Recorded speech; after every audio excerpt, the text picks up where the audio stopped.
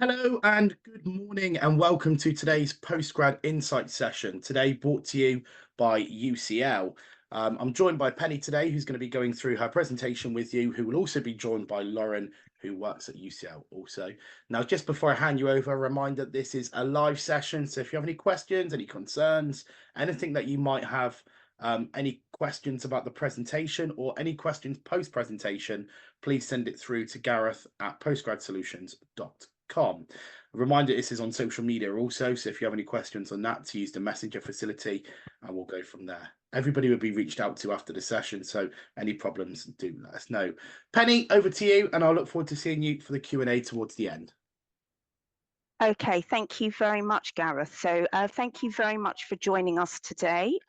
So my name is Penny. I work in the student recruitment team here at UCL, and today I'm also joined by my colleague Lauren, who will be coming in later, who's from our graduate admissions team, and we'll talk a little bit more about the application process. So again, welcome to the session, and thank you for joining us. And these are some of the main things that we'll be covering in today's session. So why you might want to think about UCL for your postgraduate taught degree program, the importance of researching your options when coming to apply to us, going into some detail about the application process and the importance of making a competitive application. And finally, also that final point, if you are successful and made an offer, taking up your place of study with us. So to begin, UCL has a very long and proud history. We are a multidisciplinary university, and that's probably one of our greatest strengths, that we are experts very much across the field. And in that sense, we are very much about bringing programs together. So there's a real interdisciplinary approach to our study. So you can focus on particular subjects, but we have huge opportunities for interdisciplinary study, which we really think is important when it comes to ensuring people have the right skill sets to address real world issues, because things do not stand in isolation. We are also proud of the fact that we are consistently ranked as one of the world's leading universities, and this is through various league tables. And here you can see the recent QS rankings, where we are ranked 9th. So one of the leading universities across the world, but UK as well. And also we're really proud of the fact that this year UCL was awarded the University of the Year award by the Good University Guide, and this was very much in recognition for the research impact we make and the interdisciplinary approach that we have here at UCL. So one of the things to stress about UCL, being a multidisciplinary university, we very much offer subjects across the board. We offer in the region of about 800 different postgraduate taught programs. Like I mentioned, some are very specialized, focused in a particular subject areas, where others have a more interdisciplinary approach. Most of our programs, our taught programs, are 1 year. There are some exceptions that may be 2 years. There's options for flexible learning, part-time as well. Again, a small number of our programs may offer you the option of long-distance learning. Now, again, all this information can be found on our online prospectus, and we'd very much encourage you to go there, where you'll find a wealth of information about the programs, how it's offered, the duration, entry requirements, and so forth. So one of the things we are very proud of at UCL, and we are a university that does very much look to the future, but we are proud of our history because it has made us the university we are today. We were established in 1826, really groundbreaking for the time. We were the first to welcome students regardless of religion, the first in terms of social background as well. For women, we were the first to admit female students, and the first to offer systematic teaching of programs such as English, German, chemistry, and a variety of engineering, to name a few. And here you can see Jeremy Bentham, the auto icon that sits here at UCL, quite popular with visitors when they come to us, both prospective students, but also the general public. And we were founded on the philosophies and beliefs of Jeremy Bentham, so he's very much our spiritual founder. Again, UCL is, and I've mentioned this before, we're very keen that we are looking at the challenges that are facing our world today. So that very much feeds into the research that we do, but also our teaching. So we're identifying issues that we feel are important and how we can prepare and educate our students to actually deal with those kind of issues. So these are some of the key areas that we've identified: so global health, sustainable cities, cultural understanding, human well-being, justice and equality, and transformative technology. So, UCL, in terms of transformative technology, AI, we're very much at the forefront of that. We have a Centre of Excellence for Artificial Intelligence. One of our alumni, Demis Hassabis, who the founder of DeepMind, has been integral into the setting up of that, and how it can feed into, medical developments as well. UCL was at the forefront of the the pandemic, COVID pandemic, when we had academics from across engineering, from our medical sciences teams, working with partners such as Mercedes-Benz to develop breathing aids for people coming out of intensive care. But other areas such as, helping reduce the carbon footprint of the shipping industry, which has involved various academics and researchers from across UCL, including law, to help address that issue in terms of helping global impact and so forth. So it's very much about how our teaching, our research actually can make a real difference, and students have the opportunity, whatever degree they're in, to actually get involved in cross-research projects as well. So that's something that we offer both undergraduate and graduate students. We're often described as London's global university, and that's very much by the fact that we are a large university, about 49,000 students, but about 50% of our students come from outside of the UK. So we have a real international mix, which is very much represented, reflective of our central London location. So we are based in Bloomsbury, a very historic part of London, but also the new developments at UCL East, where the Olympic Park was, where there's major investments in terms of arts and cultures, and we have a number of new programs being offered there at the graduate level in the region of about 50. London is a great city. It's consistently ranked as one of the best student cities to study in. And again, with studying in London, it's worth bearing in mind the wealth of resources that you have right on your doorstep. Now, these can be just if you're interested in other things, but actually can be integral to your studies as well.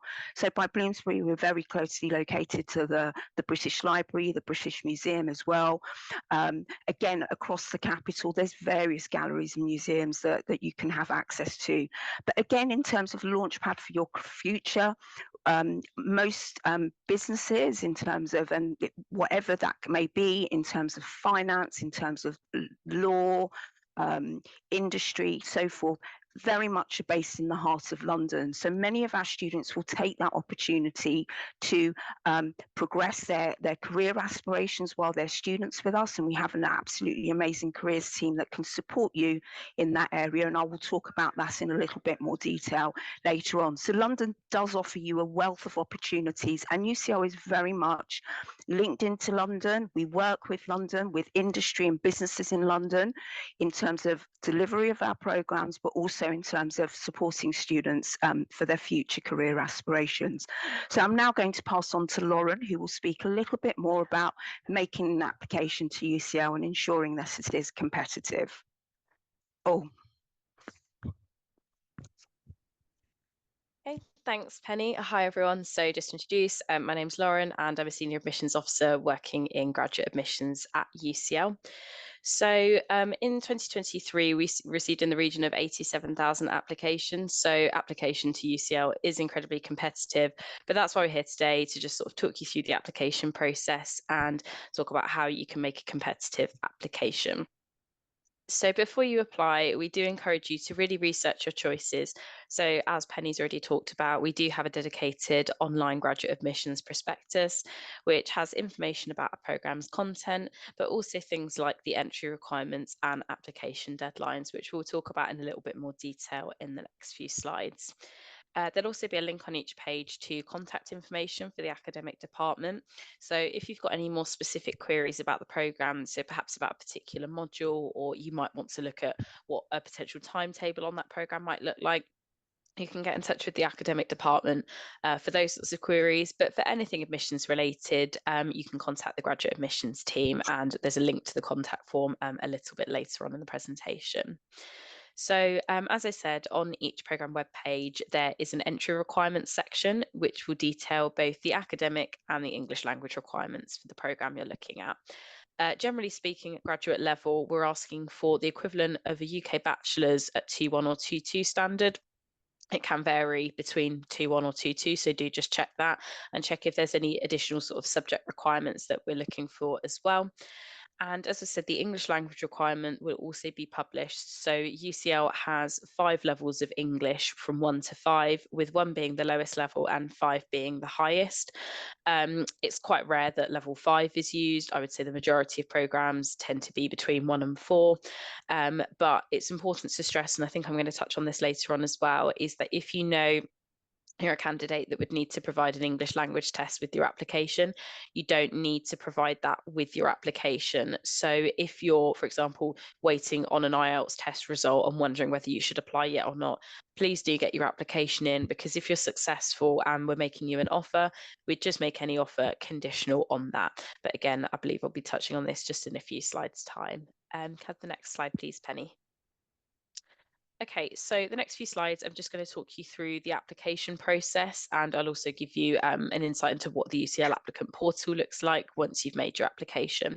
So the key sort of sections of the application form that we'll talk about is where you'll need to provide your official academic transcripts in the education section, the referees section, the personal statement, and we'll go into a bit more detail about what we're looking for in a personal statement and what makes a competitive, strong statement, as well as information about any additional documentation you need to upload to your application. Also, if you are an applicant that's going to require a student visa to study at UCL, we also ask you to upload a copy of your current passport to your application. And have the next one, please, Penny. Okay, so I'm just going to talk in a little bit more detail about transcripts and references. So the first sort of main section of the application form will be the education section. So at graduate level, we want to see your qualifications from degree level upwards. So if, for example, you're a UK applicant, we don't need to see your A-levels or GCSEs or things like that, just degree level and above. And you'll have the opportunity to put in each qualification one by one.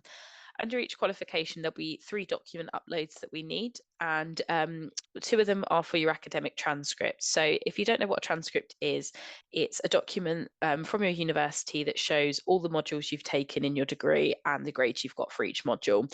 And if you studied at a university that's not English speaking, we need the native language version, which is one of the document uploads, and an English language version. These documents need to be official, on institutional headed paper, signed and stamped. And if you've got your degree certificate, please do upload that as well. If you've currently got a qualification in progress, so you're still completing the final year of your bachelor's degree, please do put that in as well and provide an interim transcript which just shows your progress to date. Of course, we know you wouldn't be able to upload a degree certificate, so you're not complete.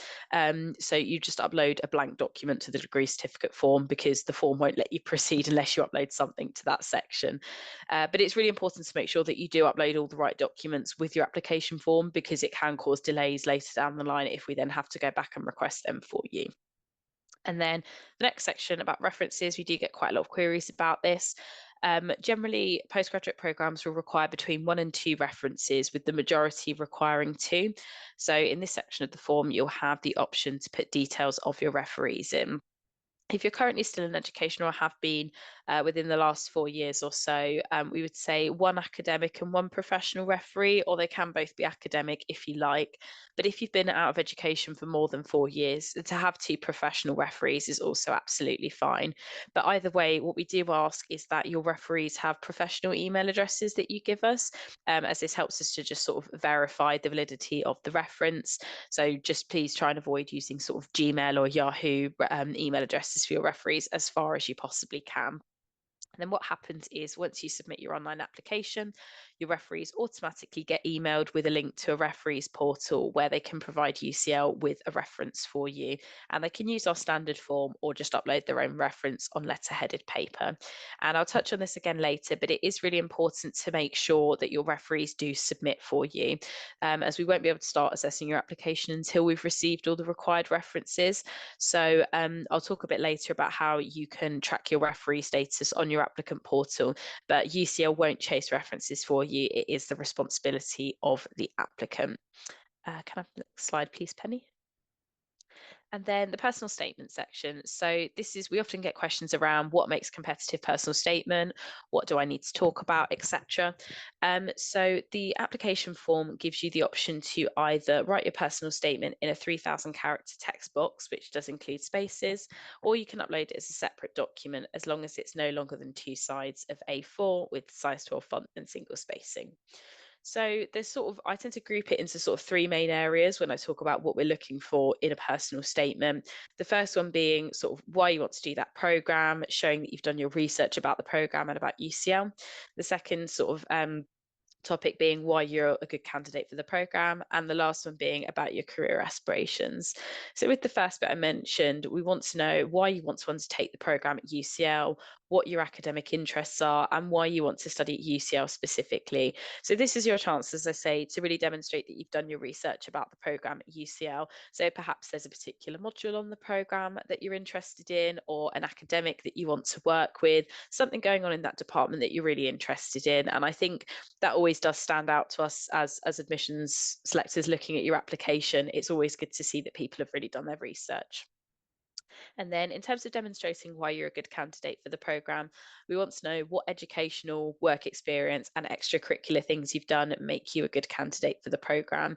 So I think sometimes what applicants think they need to do is talk about absolutely everything that they've done ever. But I would say it's more important to talk about fewer things that are really relevant and that set you apart from the crowd. So perhaps there's a particular research project you've participated in your undergraduate study that's really unique and you really learned something from it. It's good to talk about that in detail rather than just stating things that you've done. And then the last section, we'd like to know where you would like to go after you've done the program at UCL, whether sort of in the working world or academically, what you'd like to do with the degree program and how it's going to help you further your career aspirations. Some programs might also require you to just include a bit of other information in the personal statement. So please do check the program webpage before you apply. That sort of information is usually detailed further down at the bottom of the page near the link to apply. Can the next slide, please? Okay, so in terms of deadlines, application deadlines for postgraduate programs at UCL will vary, but they will all be listed on the program webpage for the program you're interested in applying to. This year, a lot of our postgraduate taught programs will close on the 5th of April. Some will also close on the 28th of June, but they can also have deadlines outside of that. But what's important to note is that because we assess applications on a rolling basis, which means we assess applications and make decisions as they come in, with the exception of some programs who wait to get all their applications by the deadline. What can happen with those that we assess on a rolling basis is that if all programs on places on a program, are filled, we can close earlier than the advertised deadline. So do keep an eye on the deadline, but also just submit your application as soon as you can so that you don't miss out. And then I see in the chat there was a question about application fees, which I'll just come on to now. So the vast majority of postgraduate taught programs at UCL do carry an application fee requirement. It's not required for PhD programs, but there are also some exceptions at postgraduate taught level as well. I do have a link I can just paste in the chat to our application fees webpage.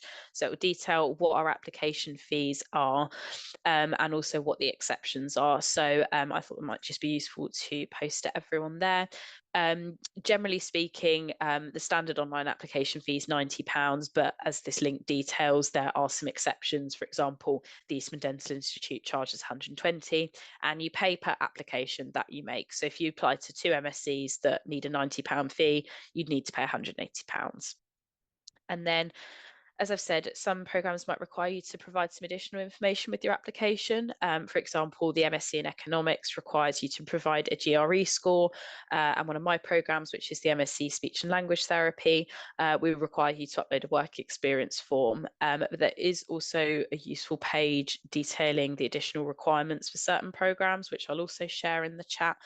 So the information should be detailed on the programme webpage that you're applying to, but it's also on this link here just for reference as well. And as I said earlier, for any admissions related queries, you can contact Graduate Admissions via the contact form just linked on this page at any time. Next slide, please, Penny.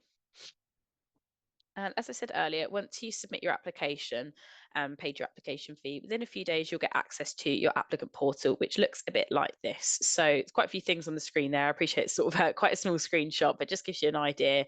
So this is where you'll be able to view, manage and track your application. So once you've received a decision on your application, it will be able to view in your applicant portal. So if you're successful in obtaining an offer, you'll be able to view your offer letter. And there's also an upload documents function where you can upload documents to meet your offer conditions, as well as any other information we might have requested from you at the assessment stage.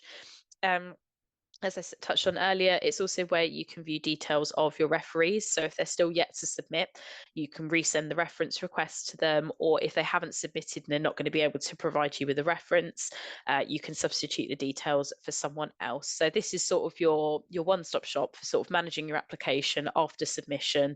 But we also do advise throughout the application process, please do keep an eye on your emails for any communications from us as well, and check your junk folder as well, because sometimes emails from us do tend to go there. But that's just sort of a brief overview of what you'll see once you've got access to your applicant portal. Okay, next one, Penny. So final sort of bit from me is just sort of the general application process once you've submitted. So as I've said, after you submit and paid your fee, you should get access to your applicant portal within a few days. And then what happens is we don't start assessing your application until we've received all the required references. Once we've done that, your application is sort of in a queue to be processed, and we'll go through them in date order. The first thing we'll do is sort of see if you're academically eligible for the programme. So we'll look at your qualifications and the documents you've provided, but we'll also look at things like references, your personal statement and work experience, and sometimes might also consult the academic department for a decision on your application too. And then the next bit, this is possibly one of our most popular questions, is how long will it take to get a decision on your application? And the answer is that it can vary depending on the programme you're applying to and the time of year in which you're applying. But generally, we expect to give you a decision within around 8 to 10 working weeks of your application becoming complete, meaning any application fees paid and we've got your references in. If you're successful in obtaining an offer from UCL, any deadlines to accept your offer and meet any offer conditions, if there is a specific deadline, it would be specified in your offer letter, but otherwise you generally have until the start date of the programme to do so. But we advise that you do so as soon as you can, just to help you plan for your time at UCL, and also as well to help us plan for numbers. And particularly if you're a student visa applicant, it would give you more time to obtain a CAS number for your student visa application. Yes, so if you are successful and you've made your application, we do have a number of funding and scholarship options available at UCL, and these can really vary in terms of the volume of the scholarship. Most at PGT level will maybe cover tuition fees or partial tuition fees rather than full scholarship with stipend and so forth, but it's definitely worth exploring your options. So we have a number of central scholarships at UCL, and probably our most general one is the UCL Global Scholarship. So we offer in the region of about 70 scholarships covering full tuition fees across all programs of study. It's worth stressing our central scholarships are very much means tested, so they will be looking at your financial background to help determine whether to award someone the scholarship. But we do have departmental scholarships as well that may be merit-based. We have a really good scholarship finder on our website, which you can search by what country you're from, what program you're interested in, where it can give you an indication of the scholarships that you're eligible for. And in terms of applying for scholarships, basically when you go through the portal, once your application is once you've submitted your application and all your documentations are through, you will then be able to see the scholarships that are open to you that you can actually apply to. So you do that all through the portal. And again, they may request further documentation depending on the scholarship. However, UCL also works with a number of other bodies in terms of offering scholarships. One of the largest is Chevening Scholarships, and UCL actually has the largest number of Chevening Scholarships of any UK university. But again, we offer have scholarship agreements with various regional bodies as well. So definitely worth exploring those options depending on what country you're from. One thing we always encourage students to do is look at as many possible options when it comes to funding. And again, we are signed up to the Alternative Guide to Postgraduate Funding, which helps students source funding options outside of a university. So they may be charitable organisations and so forth. And UCL, if you go to our website on the scholarships page, you can find the pin where you can actually access and get further information about options there for you as well. It's also worth noting that if you take up your offer with us, in terms of visa support, we have a brilliant central visa support team who are there to assist you. The admissions team will work in terms of issuing your CAS number to allow you to apply for your visa, your biometric resident permits once you're here as well. But the team is there to offer any guidance and support through the application process, but once you're here as well. And they actually have drop-in sessions that run throughout the year, which you can go to the website and just log on if you have any queries that you want to ask in relation to your status coming or remaining in the UK as a student.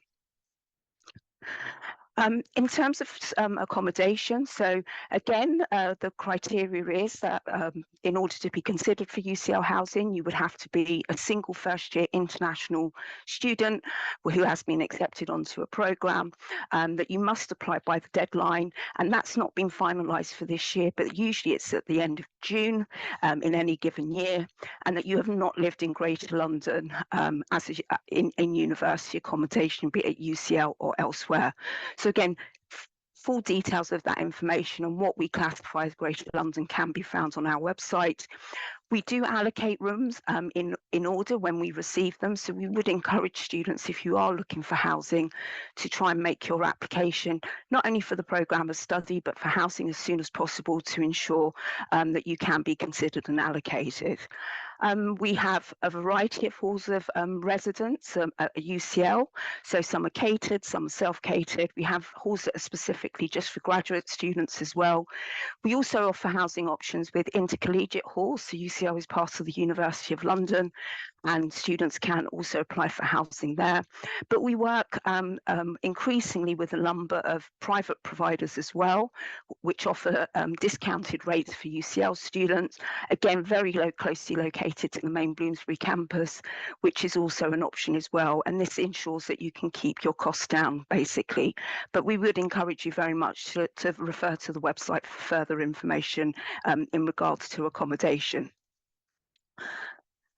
The final point, and I sort of brushed past this earlier on, but for UCL, it's really important for us that our students do really well, not only whilst they're here with us, and that is why we are very selective in terms of ensuring that we are choosing the right students for our programme here at UCL, but also in terms of your future career progression. So we have an amazing central careers team that is there to support you. And again, they run sessions throughout the year about preparing for interviews, helping you find internships, placements. We partner up with various businesses, companies across the UK, but worldwide as well, giving our students that opportunity. We have some of the highest earning graduates of any UK university. And again, London affords you many opportunities to really get that kind of experience if you're looking to remain in the UK or perhaps return back home. So we encourage our students to get involved as much as possible with the career service as soon as they arrive with us. And it's also worth noting that many of our departments will have specific career advisors there as well to support and advise students in terms of where they would like to go once they complete their degree, perhaps into research or actually working in the public sector, private sector, and so forth. So there's a great deal of support offered there as well. We would encourage people to refer to our website. There's a wealth of information there. You can find out details about specific programs, exactly what we're looking for. as we've mentioned, the entry criteria as well. You can search by specific country if your degree is from outside of the UK. If you have any general questions, please do contact us at study@UCL. If you have quite program-specific questions that you would like answered, again, departmental contacts can be found on the program pages. We have country representatives as well if you want to speak to someone directly more generally about applying to UCL. And as Lauren mentioned as well, we do have the admissions contact form if you have anything quite specific in terms of your application. So on that note, I think we will now finish. So I will stop. Shall I stop sharing my screen, Gareth? Absolutely. Thank you, Penny, and thank you, Lauren, as well. And it's fascinating to always get an insight as to what a student needs to do from a postgraduate level. We always hear from UCAS, undergrad, how seamless it is and how easy it is, but the general stereotype when it comes to graduate learning is that to apply it can be quite difficult. And I don't think it is. I think that's just an unfair stereotype. So thank you for that. And in particular with the portals and stuff like that, it was great to see. We've had loads of questions come in, and I want to address the scholarships and the funding opportunities because it's really popular. No doubt, everybody wants something for free. It's just how it is. You touched upon Chevening Scholars, Penny, about how UCL has the largest number of Chevening Scholars of any university in the UK. Yeah. Is there a reason behind that? Is that a strategic alignment from UCL to say we want to attract these high caliber international students that, you know, through one way or another, whatever country they're from, want to come to the UK? Yeah, so this is something UCL is increasingly doing. We are looking at how we can expand our funding and scholarship provision for students. We, this goes back to very much to our foundation, where about, education that's accessible to all. And we appreciate the cost of studying in the UK. For many, maybe it just may not be achievable. So we want to work with as many bodies as possible to enable as many students who have the academic ability, but perhaps not the financial means to be able to take up those opportunities with us. So Chevening is one of them, but like I mentioned, in country, we work in Latin America, in the Middle East, Asia, and so forth. We work in partnership with various bodies to offer those opportunities for students. So definitely worth exploring further on our website. Excellent. And UCL are one of many Russell Group unis, top caliber universities in the UK, around the world, in actual fact. What separates you from other unis? So students are interested in yourselves, Nottingham, I was just in Glasgow and Edinburgh written on the chat there. What would make UCL stand out, not just from other unis in the UK, but in London in particular? Okay, so so London is one of the big things. So when you've mentioned Glasgow and Edinburgh and so forth, Nottingham, we are very fortunate in terms of our location that we have these amazing resources that students can call upon in terms of their studies.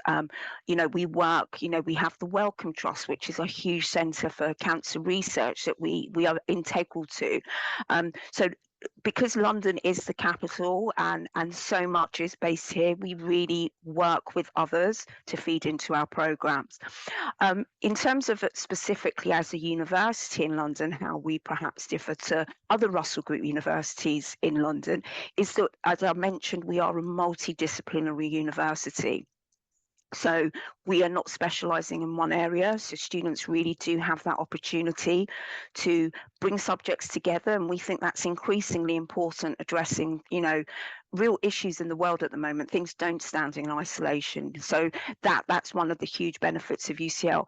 But most widely, as a student at UCL, you will be studying, if you're coming to do engineering, you're studying alongside future lawyers, you are studying alongside future artists, linguists, psychologists, and so forth. And we really feel that widens your own learning experience, having that opportunity to engage with students, studying a variety of things from all over the world as well. So about half of our students come from about 160 countries worldwide. So again, it's got that real international mix, and it really enhances your own learning experience, we believe, compared to some other universities. Excellent. And sticking on the theme of what makes UCL stand out, obviously the location is great. How does that enhance a student's career opportunities moving forward? And what partnerships do you have on a local and on a worldwide level as well that can enhance a student's opportunity moving forward? Yeah, so as mentioned, London is very much at the heart of everything. So we really do see it as a launch pad for your future career. So, and I touched upon that. Be it from media, the arts, law, finance. It's such a wide a mix of opportunities that you can have in London. And we work with all the major companies in London. So from Microsoft, you name it, we work with them to enhance our students' job prospects. But they also feed into our teaching. So many of our programs, we will go to employers. What are they looking for a graduate? So we're really creating programs that employers are looking for. So they have those students with the right skill sets in terms of what they need going forward in terms of their own business area. Excellent. Lauren, if I could bring you in at this point, because I think I want to ask an admissions-based question and what not you specifically, but the team are looking for really. When students are writing their personal statements and they're putting in their application as to why they want to study at UCL, it's important to note that every year UCL is very well subscribed. It's a very well sought after university, and placements are very hard to get sometimes. How can a student stand out, and what key elements are you looking for within a personal statement that will make them stand out?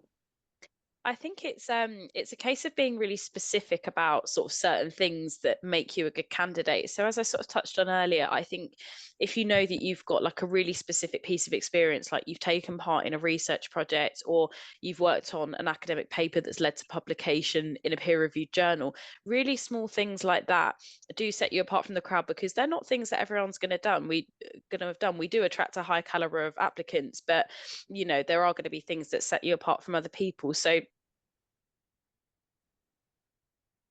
about showing that you've really done your research about the program is good as well, and sort of drilling down into any specific modules that you might be interested in, how they relate to your previous experience. And like I said, we sort of call it the everything in the kitchen sink method sometimes, where applicants talk about all of their experience and they just want to tell us everything they've done. We don't want to see that, because it's sort of, we only want to sort of hear about the relevant things. So don't just sort of use it as a chance to list everything you've done. Use it as a chance to discuss the things you've done and explain it in a bit more detail, if that makes sense. I'd say they're sort of the two things that I think particularly set a good personal statement apart from a really strong one. Yeah, and also I'd imagine what goes a long ways is your future vision and Mm. talking about where this opportunity can take you in the future, and what that means for the student. Is that something that you would look at and go, yeah, actually, you're probably more relevant than that student? Because when I say relevant, that's a horrible way of putting it, but you know what I mean. Yeah. Students that are maybe more appropriate for that course, just simply because they've got an end goal, they're looking at it and thinking, this is what I want to do.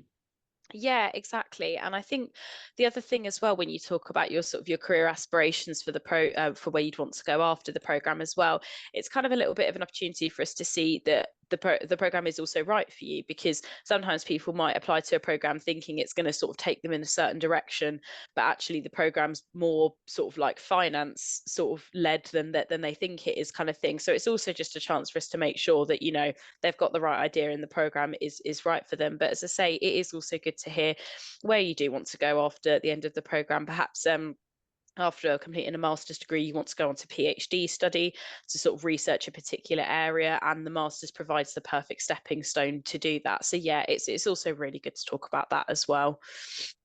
So I want to talk about accommodation. I know it's a bit of a sticky grey area with a lot of universities around the UK, but somebody did ask, I think it was Mary Daniel asked earlier, they want to know about accommodation and scholarships, but we touched upon that.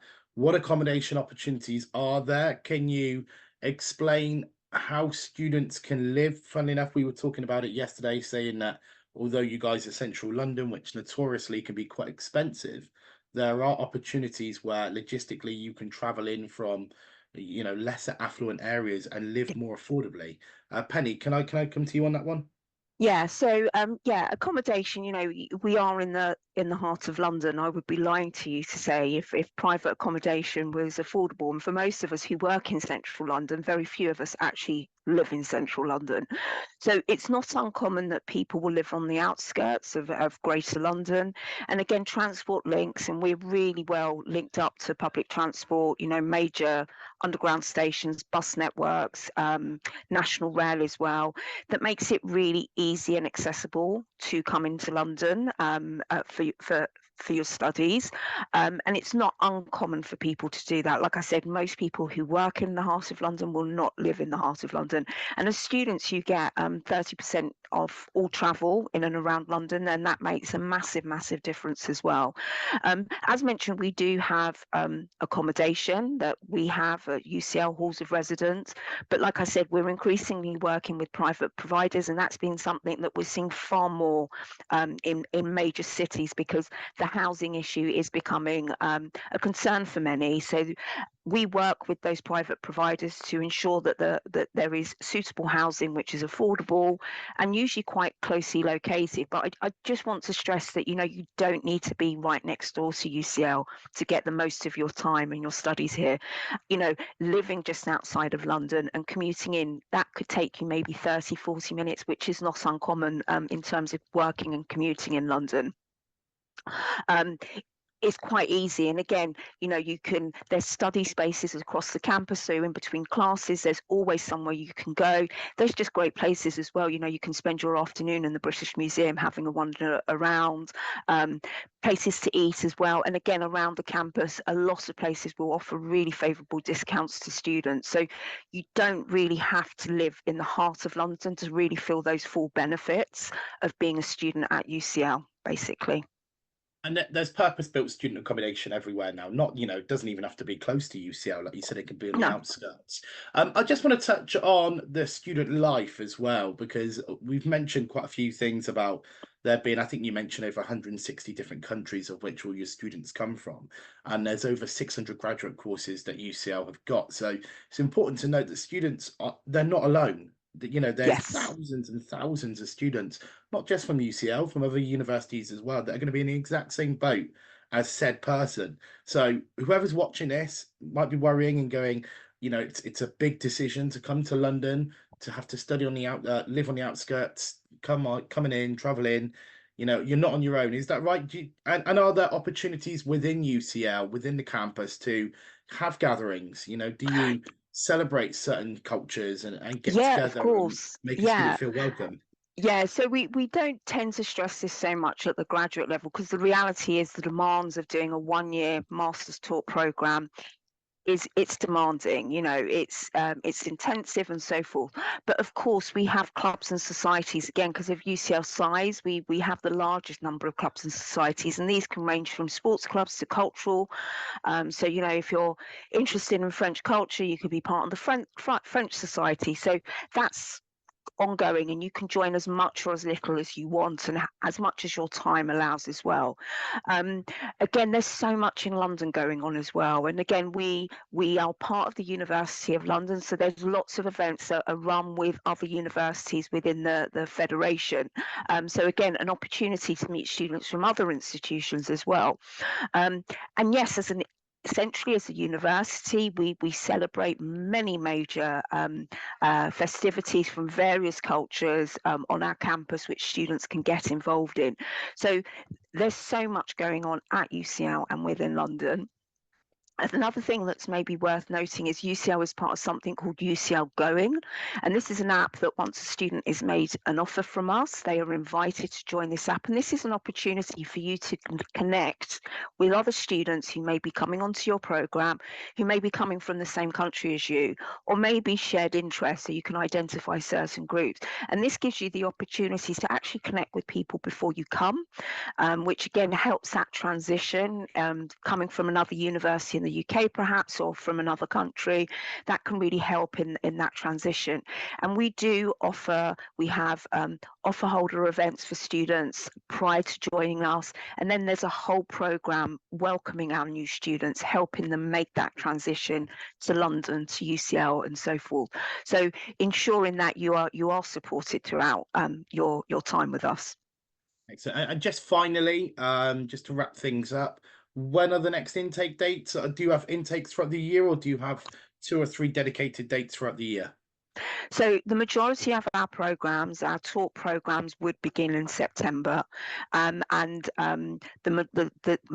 most programs will close at the end of March. So it's really important. There are some variations to that, of course. So again, this is where it's really important that you look at program specific pages, just to ensure you have all that right information. You know, the worst thing is to sort of think you're applying and you've seen it's closed. So definitely look at that. But yes, our talk programs would, in the majority of cases, begin in September. Yeah, so now's the time to apply. We have our graduate open events, so we have departments running specific information sessions with more details about the program. And if you go to our website, you can find details of those. And if they've already taken place, there are also recordings where you can find out further information. But yeah, we would, especially if you are looking at housing, especially if you're looking at funding as well, we would always very much encourage applying as soon as possible. Excellent. Penny, Lauren, thank you for that. I'm just going to quickly run through opportunities for students to win a bursary. Now, many of you that signed up have asked about the bursary that we've got open. Now, we're currently accepting applications for September, January next year. We are actually still open for January this year as well. So it's students studying from any country from around the world. So many of you that are watching today, studying full-time, part-time, distance learning, you can request a £2,000 bursary, which is courtesy of Postgrad Solutions, postgrad.com's parent company. They'll be handing out 5 of those in September. That will come off your study costs, and that'll be a huge difference to your tuition fees coming up for the next 12 months. So if you are interested, head over to postgrad.com, head over to the bursary page, find out more information, register, and you will automatically be enrolled.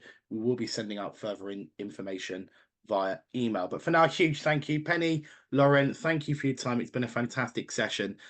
This will be on demand, so if anyone's missed anything, if anyone has any questions, please do head over to our dedicated Postgrad Insights page on postgrad.com, or to our YouTube channel also, and keep an eye on our social media channels. Penny, Lauren, sorry, it's been a long session.